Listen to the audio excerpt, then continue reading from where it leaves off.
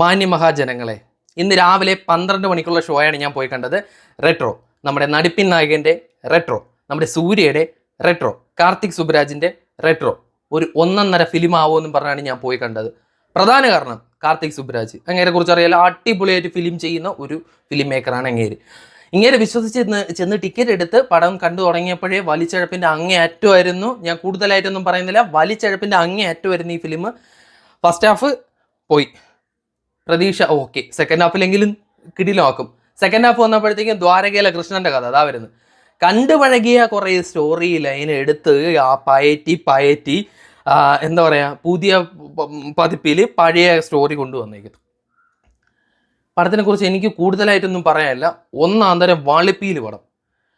കുറേ action orient സാധനങ്ങളൊക്കെ ഉണ്ട്, അതൊക്കെ ഭയങ്കര കിടിലുമായിരുന്നു. മൊത്തം അടി മാത്രമേ ഉള്ളൂ ഈ പടത്തിൽ, സ്റ്റോറി എന്ന് പറയുന്നില്ല. സൂര്യയുടെ ഡേറ്റ് കിട്ടി സുബ്ബണ്ണ എന്തൊക്കെയാണ് കാണിച്ചു വയ്ക്കുന്നത്. ഇതെൻ്റെ റിവ്യൂ ആണ് കേട്ടോ. ഞാൻ പടം കണ്ട് എൻ്റേതായിട്ടുള്ള അഭിപ്രായമാണ് ഞാനിവിടെ പറയുന്നത്. നിങ്ങൾ പടം കണ്ടാണ്, നിങ്ങൾക്ക് ഇഷ്ടപ്പെട്ടാണ്, അത് നിങ്ങളുടേതായിട്ടുള്ള ഇഷ്ടം. പടത്തിൽ ഒന്നുമില്ല. സൂര്യ കിട്ടി, ജയറാമനെ കിട്ടി, പിന്നെ എന്താ പറയുക, ജോജി ജോർജിനെ കിട്ടി. എത്ര നല്ല ആക്ടർമാരെ കിട്ടിയെന്ന് അറിയാമോ ആ പടത്തിൽ. ഒന്നും യൂസ് ആക്കിയിട്ടില്ല. ഒരു വില്ലനെ കൊണ്ടുവന്നു, ഒരു പുളുന്താൻ വില്ല. അങ്ങനെ എന്തോ കാണിക്കുന്നെങ്കിൽ എനിക്കൊന്നും പറയാനില്ലേ ഈ പടത്തിനെ കുറിച്ച്. ഭയങ്കര പ്രതീക്ഷയായിരുന്നു, പക്ഷേ എല്ലാം തൊലച്ച്.